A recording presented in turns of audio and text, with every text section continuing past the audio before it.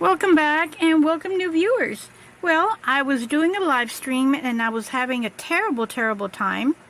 So I'm not sure what that's about, but I did a live stream, and what I did on the first one is that I designed the body to make pants to have different size dolls wear this outfit. So making a pattern for Stacy, I made a pattern for this cute little 7-inch BJD doll. See the difference in waist right here. So part one, I went in a tutorial showing how to do the design. This is part two, now in a pre-recorded to where I am sewing now the pants, and I am sewing the pretty lace on the hem, and hopefully this is going to be a quick video tutorial in sewing the pants that we just designed.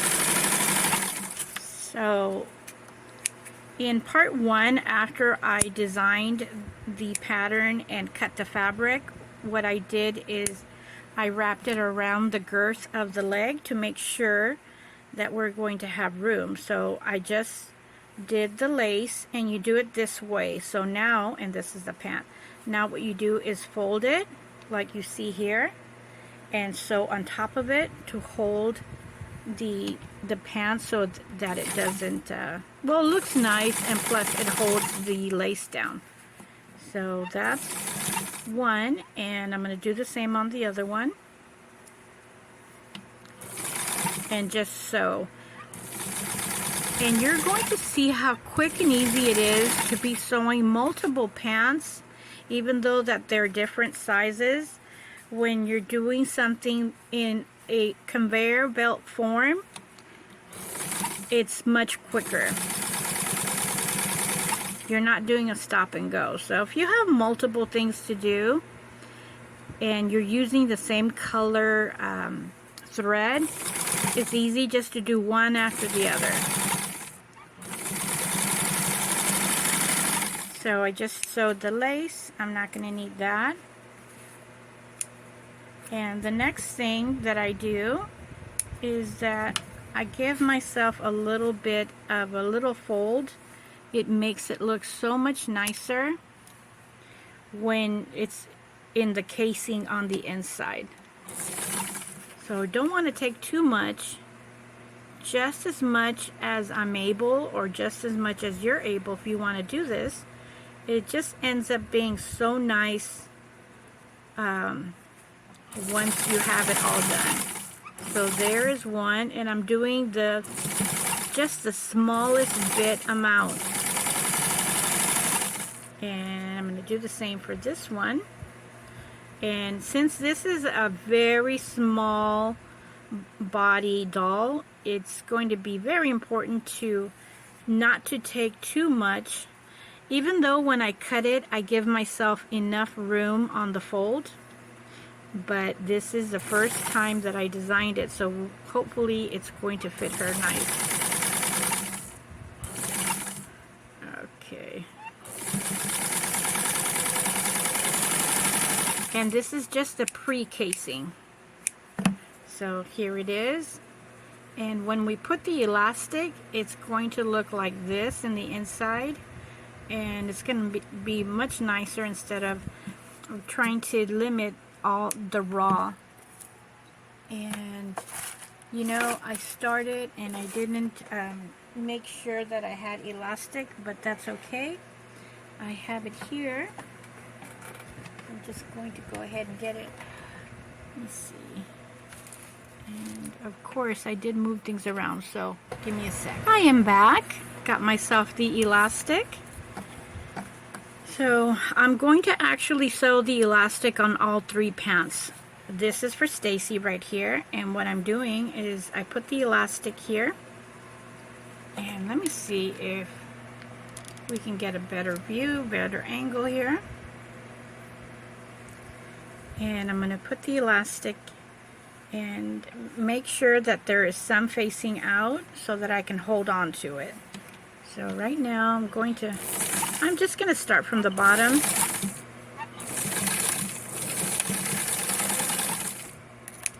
Okay, so having it right there helps me out a lot. And what I'm going to do is I keep it long, and you can go ahead and try and measure. I don't recommend you cutting it to size. You're going to see the other one for Middle Blythe or for Tiny Betsy McCall that it's already cut and it becomes hard. So right here I'm going to let you see what I'm doing from far away. So what I'm doing is I'm pulling it and pulling it as much as I can, and I'm holding on to it, and I am keeping it so tight, and if it sews in the elastic, it's okay.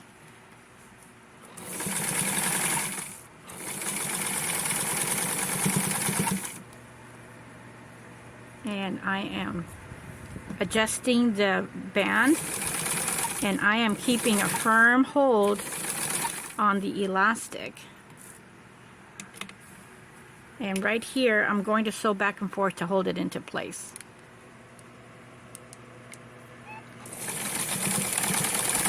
All right, there we go. Now I can cut it. So there it is, the elastic waistband. And I learned not to sew from the top because the foot kind of gets, it does press it down, but once it's done, it ends up like this because it pushes one out and not the other. So an easy way, or a sewer tip, is to align it at the top and then start from the bottom. Once you start from the bottom, it's going to stay that way. And you see there, the fabric has nowhere to go. And I'm going to clip it here and ease it, and then open it up. That's easy right there. Open it up and hold it in place by a pin.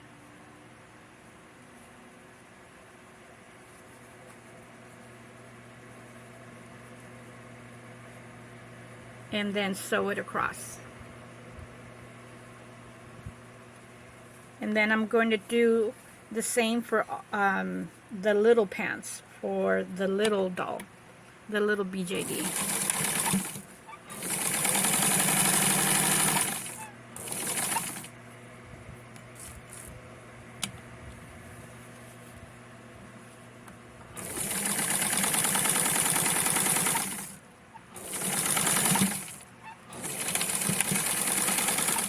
Okay, so that's this, and I'm going to need this for the other doll. And we're going to repeat the step of putting the elastic, put it in the casing, fold it over, and then just sew it in place so it doesn't escape us.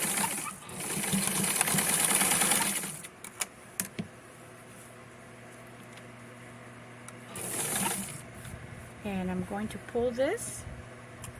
I'm not going to pull it too much because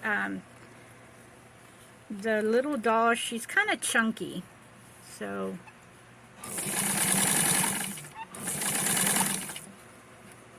and you see how I'm aligning it and keeping it pulled? Let me show you here how I'm keeping it pulled. And I am aligning it back in place.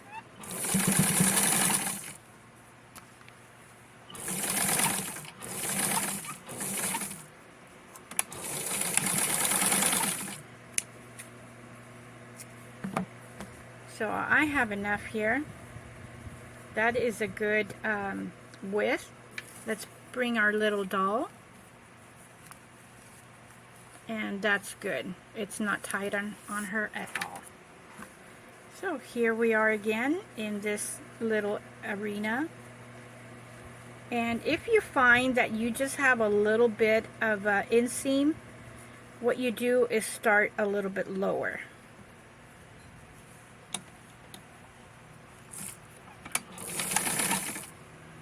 Okay, and I'm going to go up.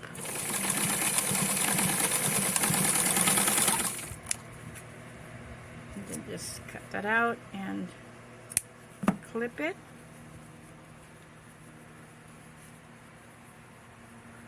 And they align perfectly.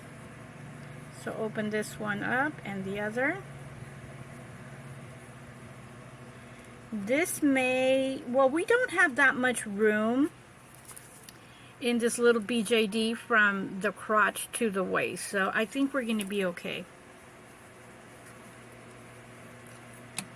And we're going to have the moment of truth and try this on the doll.